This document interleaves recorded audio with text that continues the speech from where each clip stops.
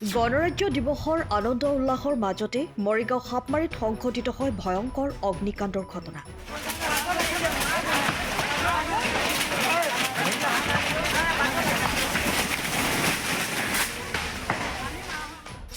জুইৰ লেলিখান শিখাই সম্পূৰ্ণৰূপে ভস্মীভূত কৰে এটা বাসগৃহ।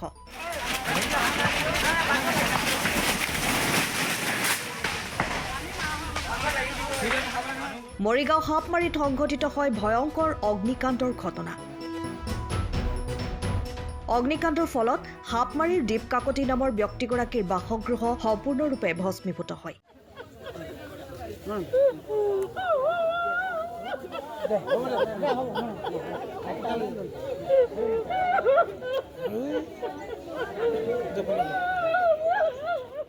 বাসগৃহত থকা এটা চিলিণ্ডাৰ বিস্ফোৰণ হোৱাৰ ফলতেই নিমিষতেই চাৰখাৰ হয় সা সম্পত্তিসহ দীপ কাকতিৰ মৰমৰ ঘৰখন। স্থানীয় ৰাইজ আৰু মৰিগাঁও অগ্নি নিৰ্বাপক বাহিনীৰ তৎপৰতাত জুই নিৰ্বাপন কৰিবলৈ সক্ষম হয়। আনহাতে অগ্নি নিৰ্বাপক বাহিনীৰ গাড়ী বহু পলমকৈ উপস্থিত হোৱাৰো গুৰুতৰ অভিযোগ উত্থাপন কৰিছে স্থানীয় ৰাইজে। চোৱাৰ কাৰণে গোটেই ঘৰটো মানে ধোঁৱা হৈ ঘৰ গোটেই বস্তু জ্বলি শেষ। ঘৰত কোনো মানুহ নাছিলে আৰু যুৱক সংঘৰ ল'ৰাখিনি আহি আমি মানে যেনেকৈ বাচাই নুমুৱাকৈ মানে বস্তুখিনি ক্লিয়াৰ কৰিছোঁ। তাৰপিছতে গাঁৱৰ ৰাইজ গোটেই আহি কৰি লগাৰ পিছত কমচে কম 45 মানৰ পিছত মানে আপোনাৰ পুলিচৰ প্ৰশাসন আহি আঙুঠাখিনি নুমুৱাইছে।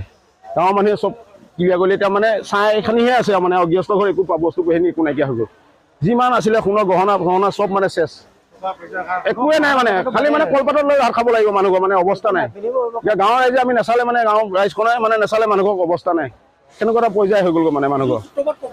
200 টকা চিলিণ্ডাৰ পোৱা হৈছেতো সম্পূৰ্ণ চিলিণ্ডাৰ দিয়া হৈছে মানে 200 টকাটো চিলিণ্ডাৰ বাছ হৈ গৈছে। চিলিণ্ডাৰ বাছ হৈ ল'ৰাখিনি পলাই পেলাই খাইছে মানে সেইটো কাৰণে মানে এনেকুৱা হৈ গ'ল। কোনো নাছিলে ঘৰত কোনো নাছিলে। মন্দিৰলৈ গৈছিলে, তেখেতলোক মন্দিৰলৈ গৈছিলে। দীপক কুমাৰ নাথ, দীপ কাকতি তেখেতৰ নাম। একো নাই একো পাবলৈ নাই, খালি একোৱে নাই, খাই কাঁহী বাতি একোৱে নাই মানে আপোনাৰ কলপাতত ভাত খাব লাগিব মানুহৰ অৱস্থা নাই মানে একো নাই। প্ৰথম মানে আমি যুৱক সংঘই খেল ধেমালি পাতিছিলোঁ। তাত আমি যুৱক সংঘ আছিলোঁ। যুৱক সংঘই আমি খেল আয়োজন কৰি আছিলোঁ। ইয়াৰ পৰা এজনে যাই পেলাই ক'লে যে অমুকত জুই লাগিছে বুলি পেলাই দীপ কাকতি ঘৰত। আমি যুৱক সংঘ গোটেইখিনি আহিলোঁ। আহি চাইছোঁ যে ঘৰটো কাষত যাব পৰা অৱস্থাত নাই, টিলটিলকৈ জ্বলি আছে। তাৰপিছত আমি যুৱক সংঘই প্ৰায় ভাগা চিগা কৰিছোঁ, দূৰৰ বস্তুখিনি ছাইড কৰিছোঁ। ফায়াৰ ব্ৰিগেডলৈ ফোন কৰিছোঁ, প্ৰায় আধা ঘণ্টামান ফায়াৰ ব্ৰিগেড আহি পোৱা নাই। বেছি হৈছে যদিও আধা ঘণ্টাই কৈছোঁ, মোৰ ভাগৰ লাগি আছে। তাৰপিছত এইখিনি গোটেইখিনি আমি গোটেই ল'ৰাখিনিয়ে ছাইডখিনি ভাগা চিগা কৰি মোহন কাকতি ঘৰটো মানে স্পট পৰিছে, জ্বলিছে, এইখিনিও নুমাইছোঁ আমি। নুমাই কৰি শেষ হোৱাৰ পিছত ফায়াৰ ব্ৰিগেড আহি পাইছে।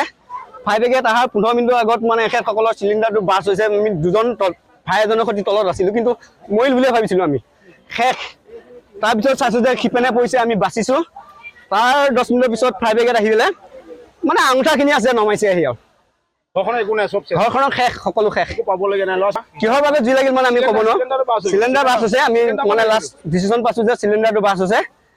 কেনেকৈ আছে কি হৈছে নাজানো। মৰিগাঁৱৰ পৰা শশীকান্ত বড়োলৈ ৰিপৰ্ট, টাইম অফ আছা। সময়ৰ খবৰ সময়ত পাবলৈ ফ'ল' কৰক টাইম অফ আছা।